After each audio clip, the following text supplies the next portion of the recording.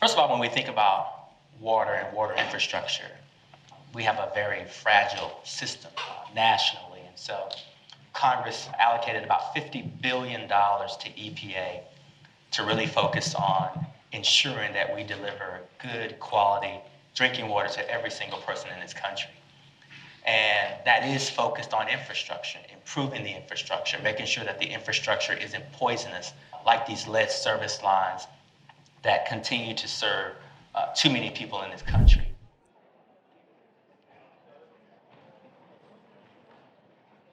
We have another fantastic keynote session this afternoon, and I'm very honored to introduce the moderator for this afternoon, who is an old friend and somebody that renewable folks know very well, Dan Shugar, the CEO and founder of Nextracker. Dan has over 35 years of experience in our industry. His company has built over 1,000 projects. They are the largest racking manufacturer in the world. They've installed over 70 gigawatts of photovoltaic systems. They haven't installed them, but provided the materials, right? It's a technology company. Dan is a very visionary leader in renewable energy. He fosters the culture of empowerment and mission-driven goals, high integrity organization, very ethical business practices, total leader, and he has also a lot of international experience. I saw a couple of weeks ago, I saw him on stage with the Indian Prime Minister Modi in India. And anybody who hasn't worked with Dan yet, trust me, you're up to somebody very special who is also very close to my heart. The industry started a few years ago insourcing jobs back into the United States after a lot of racking was outsourced. Dan has just in the last 12 months built 6 additional factories over here in the United States to bring jobs back and have American-made content that can be provided for companies like ours. So we have the ability to have more domestic content in our system integration efforts. Dan, can you please come up here?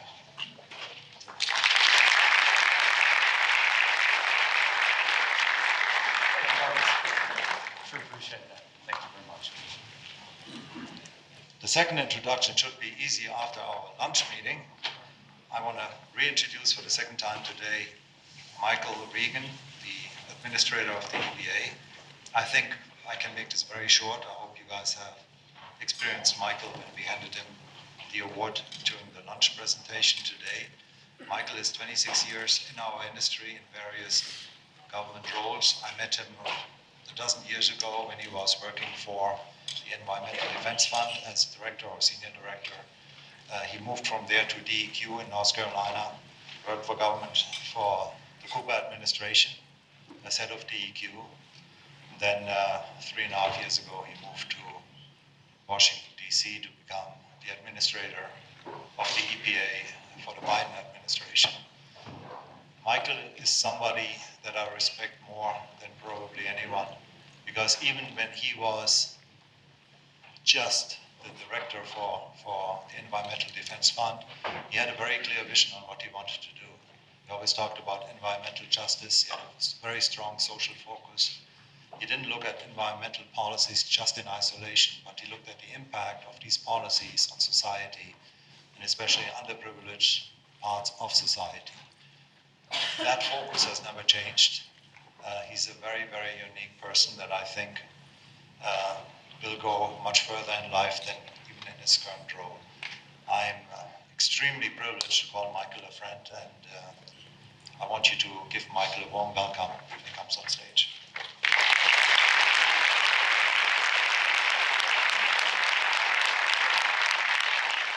Wonderful. It's so fabulous to be back again to speak at the Clean Tech Summit here at the University of North Carolina.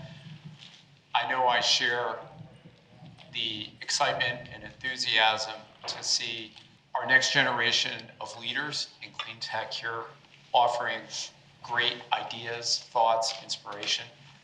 Thank you, Professor Gongley and Mr. Wilhelm, for the opportunity to come speak. Nextracker was very honored to be a sponsor of this event. And I'm especially honored to have the opportunity to engage Administrator Regan in a conversation about the amazing work the Environmental Protection Agency is doing to advance clean tech policy, creating jobs, creating clean energy for us and our future generations. I'll start with Administrator Regan. The EPA's mission is to protect human health, the environment, ensuring Americans have access to clean air, land, water. With over 15,000 staff, there's a huge scope of responsibilities. Can you share now what are some of the topical areas you're most focused on as we move forward with the landmark legislation, with the Inflation Reduction Act, the largest single environmental legislation that's ever been accomplished? Yes. Well, first of all, thank you. This is an honor to be here, and it's an honor to be able to have this conversation. And, you know, EPA's mission is to ensure that every single person in this country has equal protection under the law from a public health standpoint, from an environmental standpoint. And so, you know, 15,000 people, a huge remit.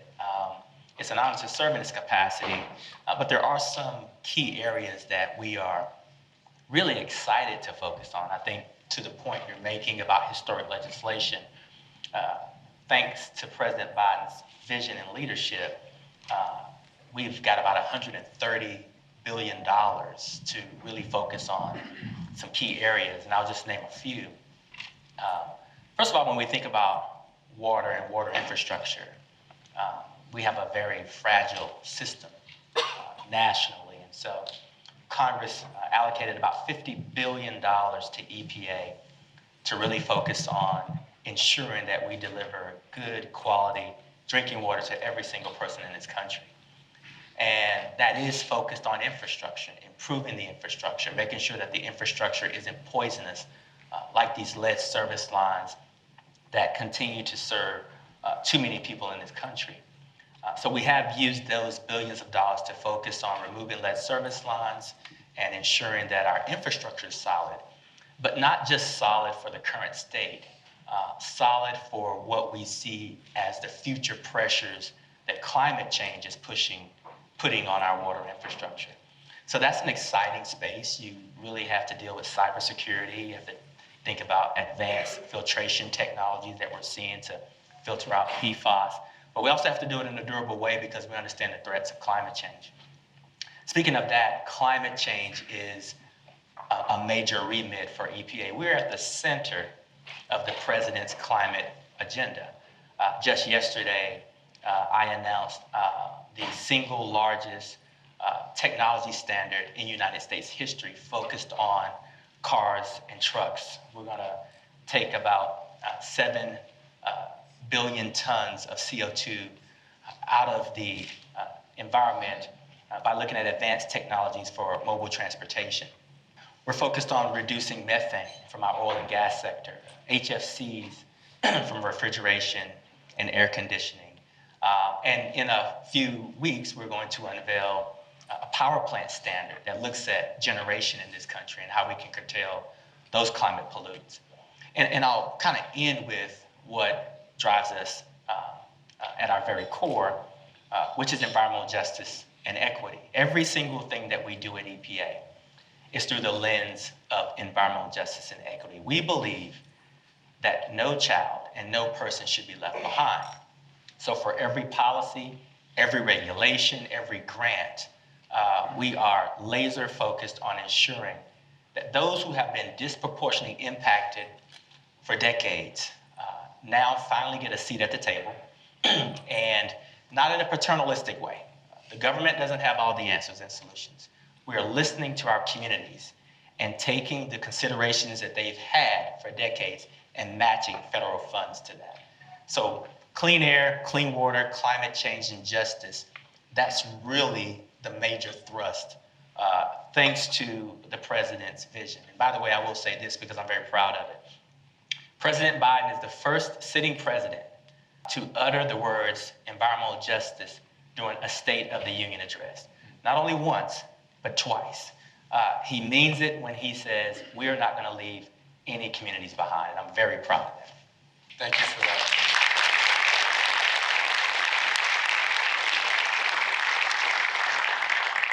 Administrator Regan, I'd like to follow up you just talked about environmental justice.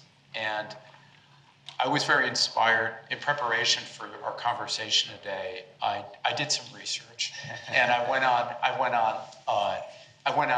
YouTube and actually watched a number of the conversations you had with folks and communities around the country that have been impacted as part of your environmental justice tour and fact-finding activities. I found that quite inspiring.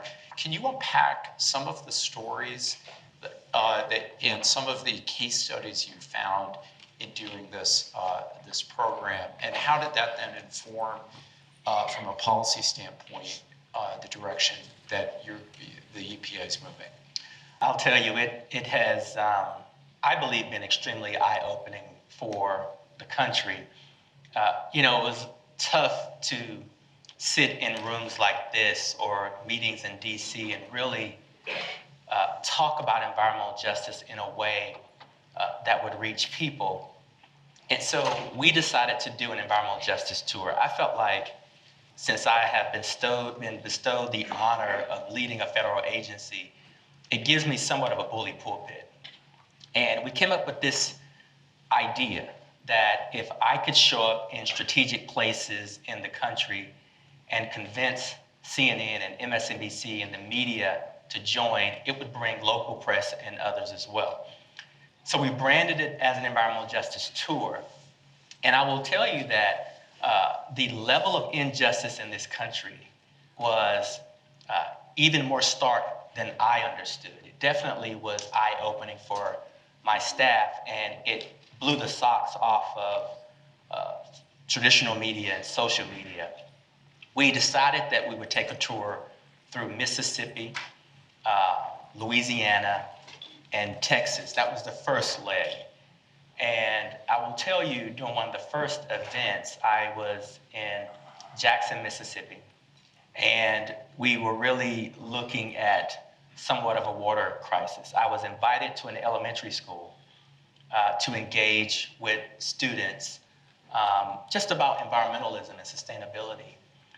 We showed up to the school, and school had been canceled that day, and there were only 4 students left to greet me. And the students that were left that had not been shipped to other schools were there just to talk to me, because the rest of the students had been shipped away because there was no water pressure in that school. And I have to tell you, this was still during the height of COVID. So imagine us sending our children to an elementary school where they can't wash their hands and flush the toilets. I'll take a step back and say, when I got out of my vehicle to enter the school, there were so many porta potties lined up beside the school that I thought it was an active construction site. Those were the porta potties that those students were using on a daily basis during the height of COVID, because this elementary school has 0 to very little water pressure. Leave there, and we go through some of the parishes in Louisiana, where you see cancer survivors, members of families that have cancer. There was one gentleman that I met in his 80s. He took me to his sister's house. She had cancer. She was in her late 60s, early 70s. Her daughter had cancer. She was in her 50s, and her son had cancer. And they all lived in the same home, in the same neighborhood that was about a stone's throw away from a chemical plant. We left there and we went to Texas, and we saw the same things. These neighborhoods that were backed up, true fence line communities, to facilities that had been ignored for decades. So I went back to Washington, D.C. with seeing that firsthand, but not just me, the cameras, CNN, MSNBC, people started to report about this. And then all of a sudden, environmental injustice is not a myth. Well, quickly the narrative in Washington, D.C. said, well, this is just about Black and brown people. This is just a minority thing. So we decided that we would take the Justice Tour to Appalachia. So we went to West Virginia. And interestingly enough, in West Virginia, we saw some of the same struggles that we saw in Lowndes County, Alabama. Folks, in 2021 and 2022, I went to Lowndes County, Alabama, where close to 30% of the population has had or currently had hookworm, something that most of us don't think is prevalent or present in the United States of America. And so seeing these things firsthand, taking my staff with me to see these things firsthand, taking the media, it's sort of automatic that when you go back and sit behind that desk in Washington, D.C., and you think about environmental policy, climate, water, and air, you think about these children and these people, and you just work hard to ensure that any solution we come up with, it should benefit the least amongst us. And by the way, I'll say, I'm so thankful, and we were talking about this earlier, from a technology standpoint and a business model standpoint, there is absolutely no reason that as we do cutting edge things, that we can't do it in a way that benefits every single person in society. And so that's why I see clean tech, or just technology in general, and the market properly partnered with government regulations and policies, there isn't a problem that we can't solve in the United States of America. And that's something that President Biden says every time he gets a chance to talk. Appreciate that. And I really encourage folks, take a few minutes. You can see these videos on the EPA site, or you can look at them on YouTube. You would just use in your search engine, Administrator Regan Environmental Justice Tour, and you'll see those things. I'd like to just provide an editorial comment, if I may, on building on your theme there. You know, there's sort of a double win here.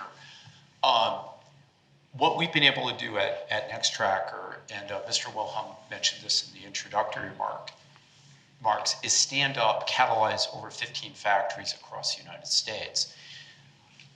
These can go into communities where we're now providing economic value, that in building a socioeconomic base where the clean tech products, in our case it's solar tracker structures and control systems that are helping these solar power plants operate, are made within the communities, and the complexion of our workforce reflects those communities.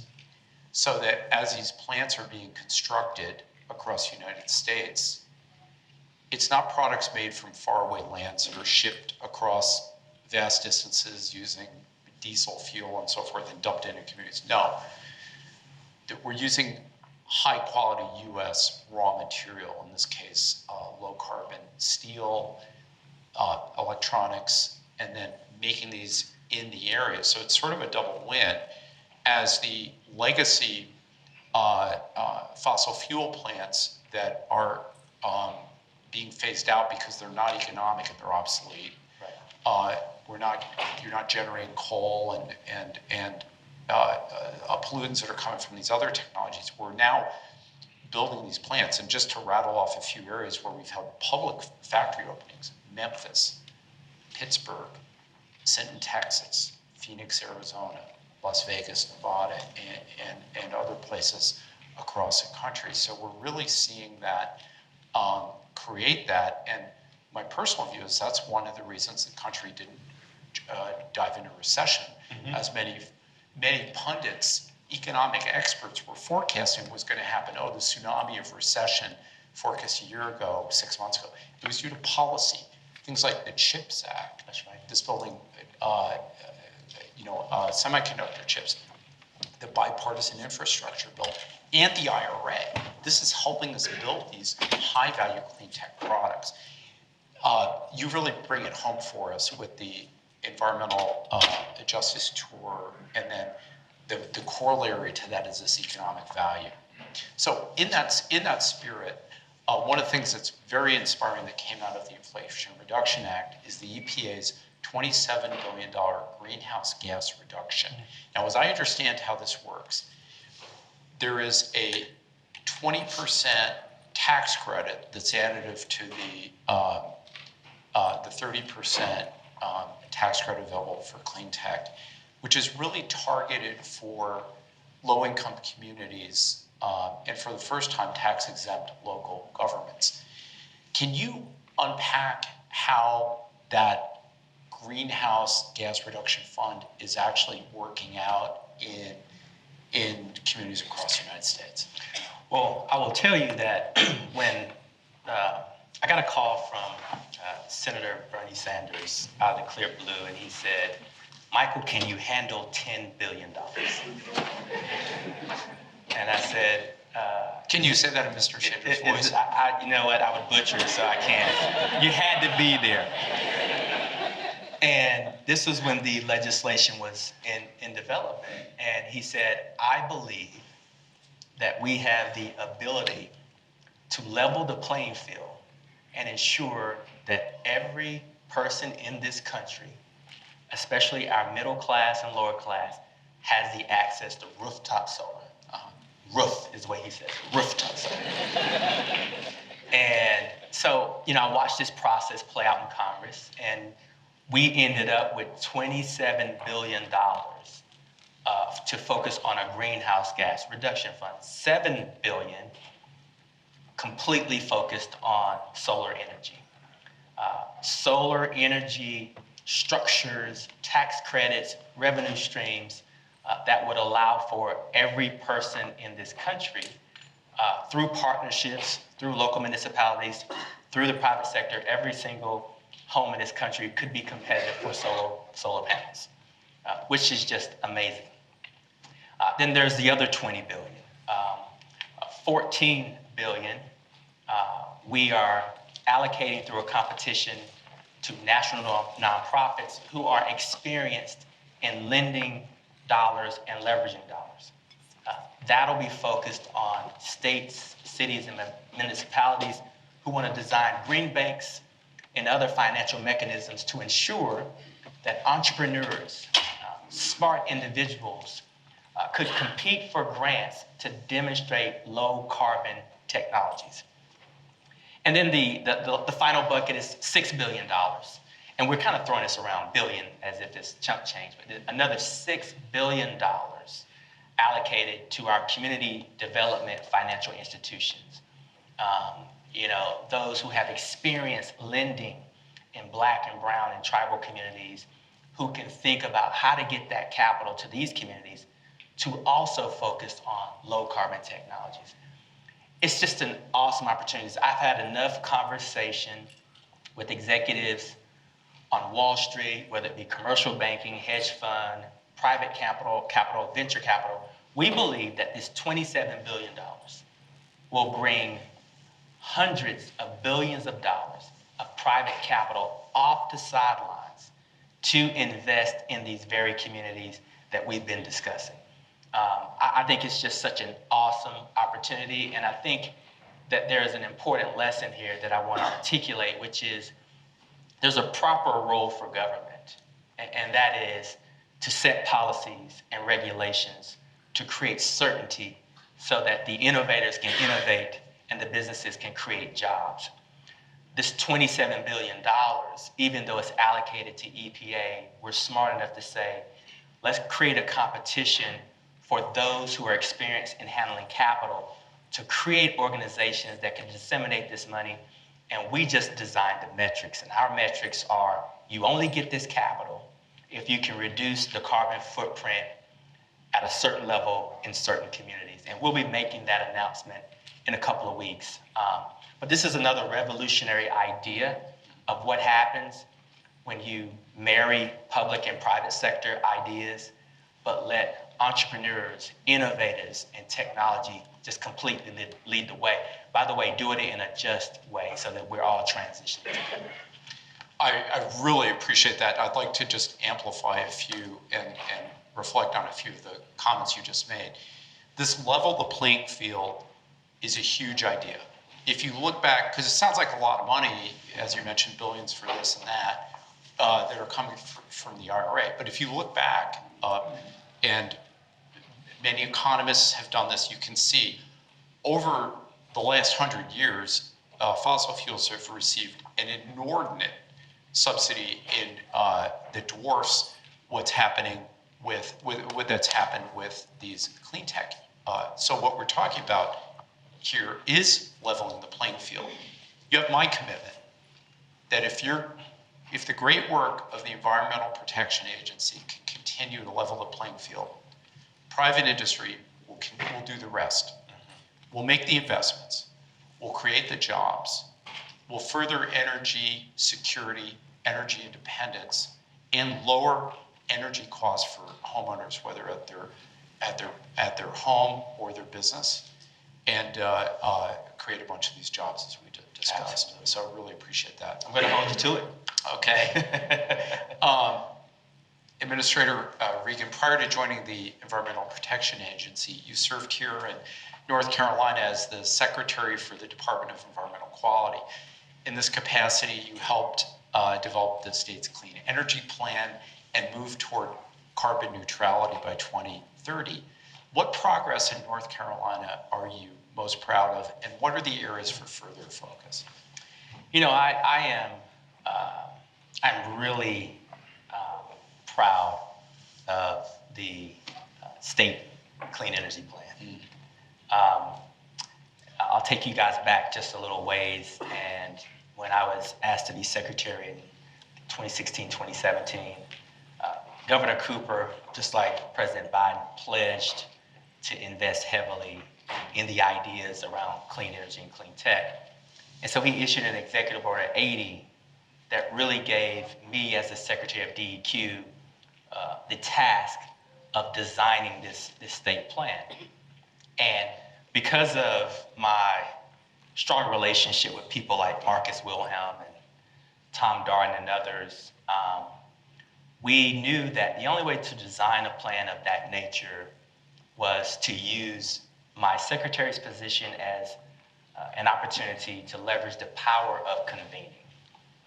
And this was probably the first time that the state had ever took on the task of creating a process that brought environmental advocates to the table, Duke Energy, the manufacturing sector, business leaders in the solar community, smart grid community, energy efficiency community, and we all sat down at a table and we sort of set some ground rules.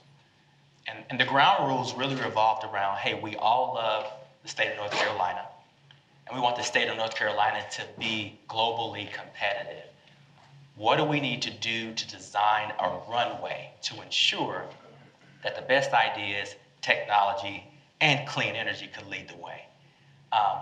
Those conversations not only were a great stage for the exchange of intellectual ideas, and I think Marcus can attest to this, but we built relationships with cross-industry and environmentalists that we never thought we could do, which led to a lot of negotiating, which led to the clean energy plan. I think that while there are always some things you can fix, and I'm sure there are probably some frustrations with whether or not the clean energy plan is being followed correctly, I will say that I've taken that concept and what we did in North Carolina, and when President Biden worked with Congress as part of the Inflation Reduction Act, he negotiated with Congress, and EPA received about close to $4 or $5 billion to create a carbon pollution reduction program.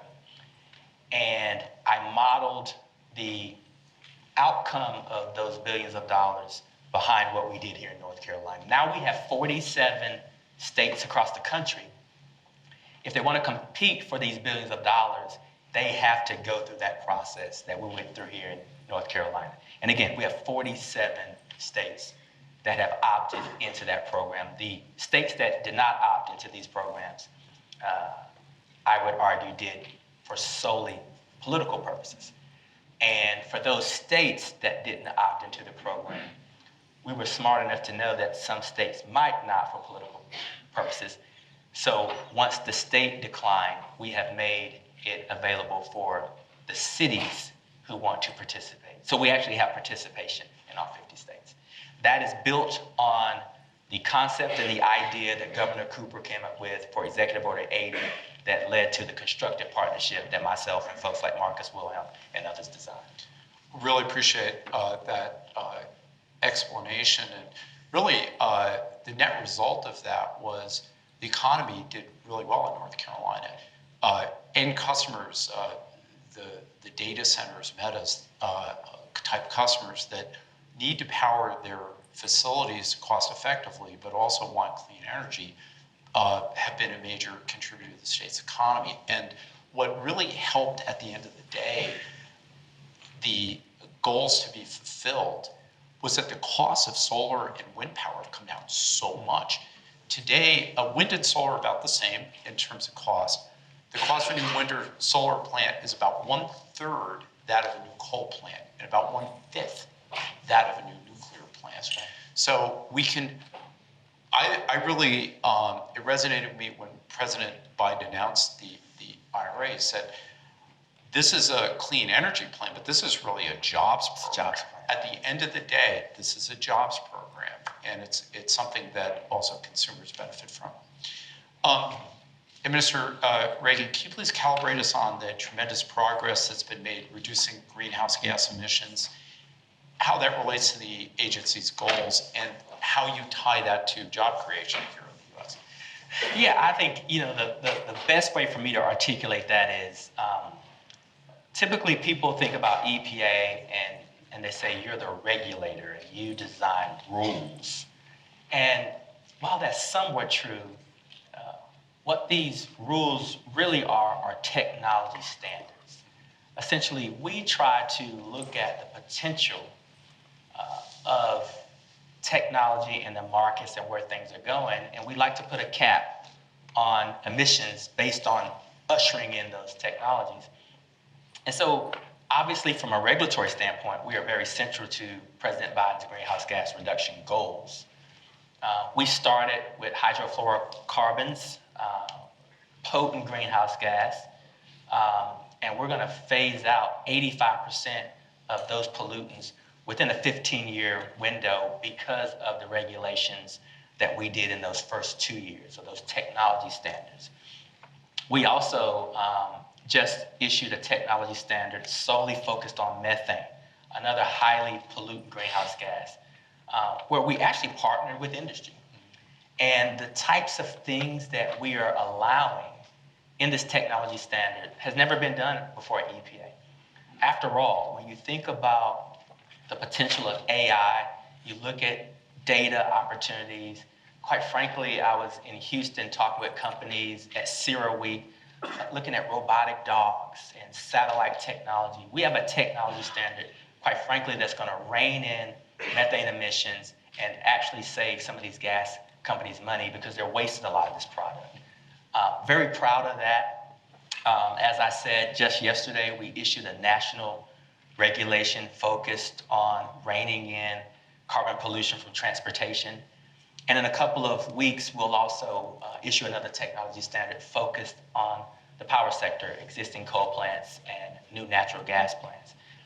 When you look at what President Biden has done in the last 3 years, the historic actions he's taken, both from a regulatory standpoint and from the hundreds of billions of dollars from the Inflation Reduction Act, there is no other president in history that has done more to advance the climate agenda than President Biden. And he is laser focused, as you've said over and over. He's laser focused in not looking at the climate crisis totally as a complete negative. He has also taken that negative and saying we can turn it into a positive by looking at the opportunities to grow jobs, to grow domestic manufacturing, to increase national security while we are tackling this climate crisis. And it's really been an interesting team to be on because the president also said it's not just solely on EPA, it's not just solely on the Department of Transportation or Energy. He really has convened all of us and said, you will work together, leverage all of your resources, and help me save this planet for our young people. I really appreciate that. When I spoke here last year, one thing I shared is sometimes the scope of a problem looks so huge, but we can find solutions. When I was a kid, there was this ozone problem. Like the ozone layer was going away. In Australia, people were getting skin cancer. We had to phase out CFCs. Okay, guess what? That problem is largely solved. At that time, there was so much smog in Los Angeles, you couldn't see across a couple streets. Okay, catalytic converters came in. That problem was solved. And we can solve these problems we have now on this climate crisis through concerted effort and smart policy. What's happened with the technology is that it's allowed us to be enabling, leveraging, and get this done. And I can't really think of a better career, speaking to the students that are here, for you to engage your energies in. I've been incredibly inspired by this conversation, Administrator Regan. The work by the EPA in smart policy lockstep with the U.S. Department of Energy, the Department of Commerce, to onshore American jobs, create more energy independence, energy security, while we're protecting clean air and clean water, and reducing the impact of petrostates and petrodictators from overseas. I couldn't be more inspired. Thank you for chatting with us today. Well, yeah. I do want to say one thing, because I promised to do this. Recently, I created a National Environmental Youth Advisory Council. It's a federal advisory council where we meet publicly at least 3 to 4 times a year, and it's occupied by young people ages 16 to 29. And they are seriously advising me on policy and regulatory issues. And one of the first things that they said to me, and they've asked me to continue to talk about it in this way, is that there's a lot of climate anxiety, there's a lot of trauma, and some of it is because of the words we choose to use, like crisis, and having conversations where the problems seem insurmountable. So I'm really grateful for the tone of the conversation we had today, because I want to let everyone know in this room that the president and I and this cabinet really see a bright future for this country and for this world, because those of you in this room, especially our young people, will have the ingenuity and the innovation to conquer this problem that we see now. So I want to say thank you all for being here and for listening and recognizing that those of us that are in this room will be the ones that are solving these problems of today. So thank you all.